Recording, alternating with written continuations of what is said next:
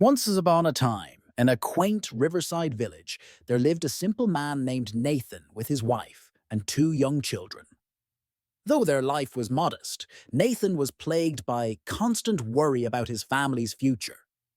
Each day, he pondered how to give them a brighter tomorrow, but no matter how tirelessly he toiled, his anxieties clung to him like shadows. One day, word reached him of a renowned sage, famed for his wisdom in soothing restless hearts. Desperate for guidance, Nathan sought out the sage and poured out his fears.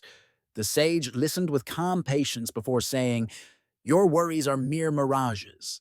The world keeps turning when one soul departs. Your family will carve their path, with or without you." Nathan was struck by the words, yet doubt lingered in his chest. Then the Kwan offered a strange proposal: leave all behind and walk the path of enlightenment. Release your earthly ties, and true serenity will be yours. Nathan faltered. But my wife and children, who will tend to them? They rely on me. The sage smiled gently.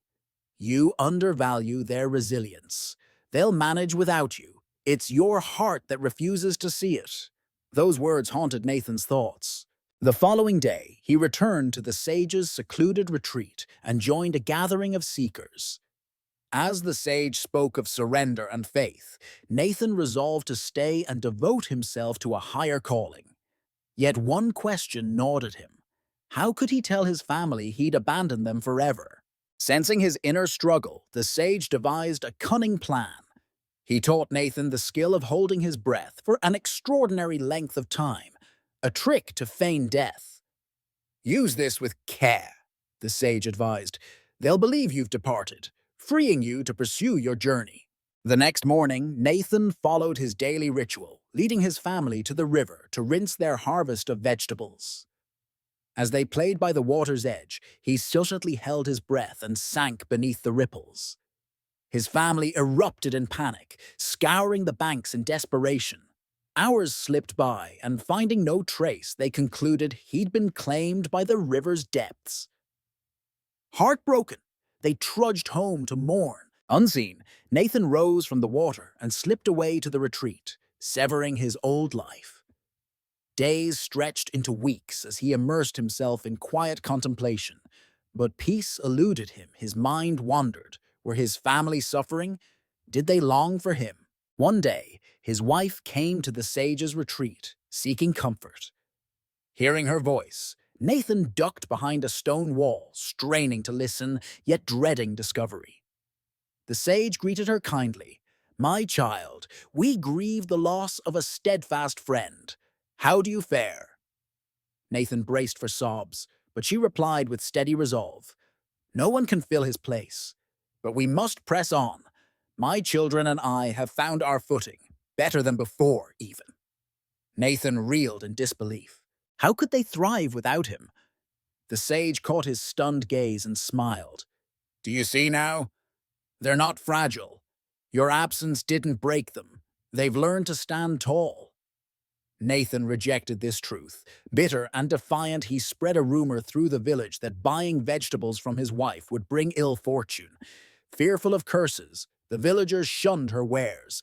Yet, as days passed, Nathan watched in astonishment as she remained unshaken, finding fresh ways to sustain her household. His children kept up their lessons, and laughter still echoed from their home. Frustrated and humbled, Nathan resolved to return. Late at night, he rapped on the door. His wife's voice called out, "Who's there?" "It's me, Nathan. Open the door," he whispered. A heavy silence fell. Then she answered firmly, "This is no hour for pranks. My husband passed 2 months ago. Whoever you are, be gone." "No, it's truly me. I didn't die. I've been with the sage all this time." Her tone held firm. "Then you're not the man I knew.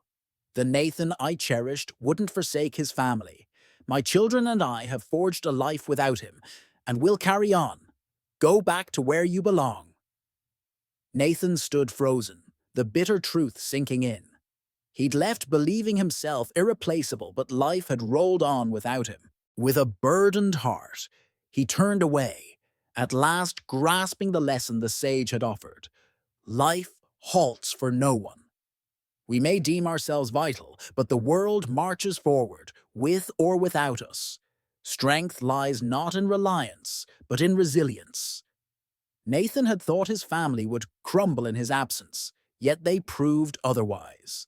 His wife's steadfast will and his children's adaptability revealed that hardship yields to courage and persistence.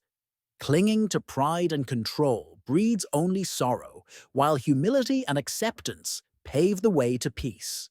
In the end, Nathan saw that true enlightenment isn't found in fleeing duty, but in embracing a simple truth. Life endures, whether we remain or not,